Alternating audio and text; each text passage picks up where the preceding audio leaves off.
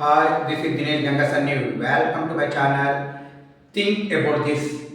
తెలంగాణలో అధికారంలోకి రావడానికి కాంగ్రెస్ ప్రభుత్వము ఏ ప్లాట్ఫామ్ అయితే యూజ్ చేసుకుందో అదేనంటే సోషల్ మీడియా ప్లాట్ఫామ్ని యూజ్ చేసుకొని అందులో అప్పటి బీఆర్ఎస్ ప్రభుత్వాన్ని మరీ ముఖ్యంగా కేసీఆర్ టార్గెట్గా అడ్డగోలు విమర్శలు మరీ ముఖ్యంగా ఏట్ స్పీచ్ అంటారు చూడండి, అలా అసభ్యకరమైనటువంటి పదజాలాలు ఉపయోగిస్తూ అడ్డగోలు ప్రచారాలు చేస్తూ తిమ్మిరి బమ్మిని చేస్తూ ప్రజలను నమ్మించి మొత్తంగా అధికారంలోకి వచ్చినటువంటి కాంగ్రెస్ పార్టీ ఇప్పుడు ఇదే తెలంగాణ ప్రజలు వాళ్ళు ఇచ్చినటువంటి హామీలను ప్రశ్నిస్తుంటే మాత్రం ఓర్వలేకపోతున్నారండి.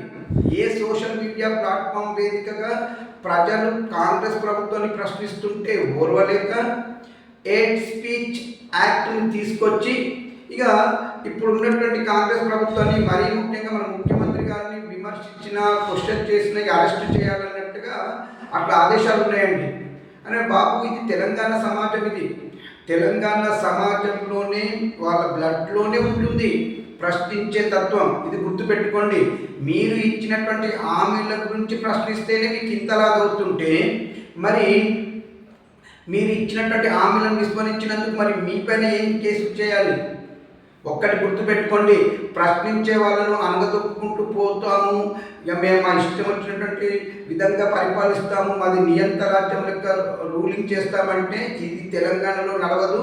మహా నియంతలనే మట్టిలో కలిపినటువంటి చరిత్ర తెలంగాణకు ఉంది.